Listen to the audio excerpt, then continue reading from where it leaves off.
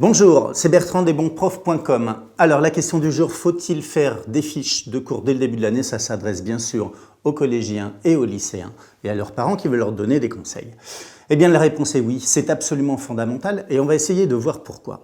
Quand on travaille, il y a deux façons de faire. Soit on lit un cours, je vais passer 15 minutes à lire mon cours, ou alors je peux profiter de ces 15 mêmes minutes pour faire une fiche, en essayant déjà de dégager ce qui est important dans mon cours. Donc je vais faire une petite fiche de cours qui va durer 15 minutes. C'est déjà un travail de synthèse. J'ai déjà fait le travail de résumer un petit peu tout ça.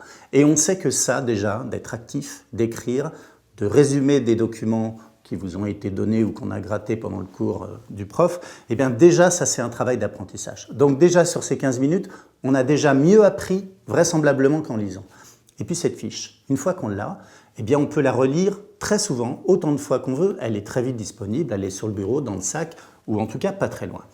On se dit souvent les fiches, c'est pour les bons élèves, les premiers de la classe.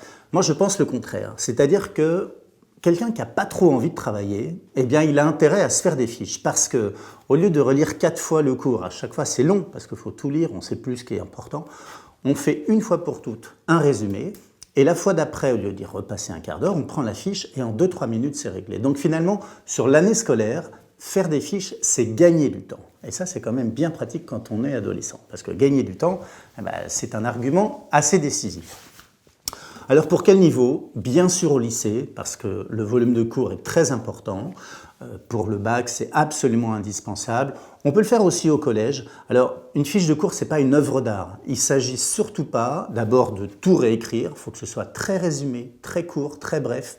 On n'est pas obligé d'écrire tous les mots en entier. Alors, il y a plein d'explications, de tutos sur le net pour trouver les bonnes méthodes pour faire une fiche de cours. Mais vraiment, l'idée, c'est ça. C'est sobre, quelques couleurs pour qu'on ait envie de le relire quand même.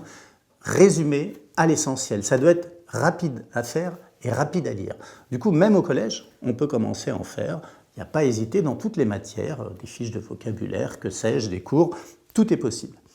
Il faut commencer dès le début de l'année. Ça, c'est la bonne nouvelle, parce que si on commence à les faire en décembre, alors d'abord, on est découragé parce qu'on a 3 mois de fiches qu'on n'a pas faites. Donc là, l'idée de reprendre toutes les fiches, c'est horrible.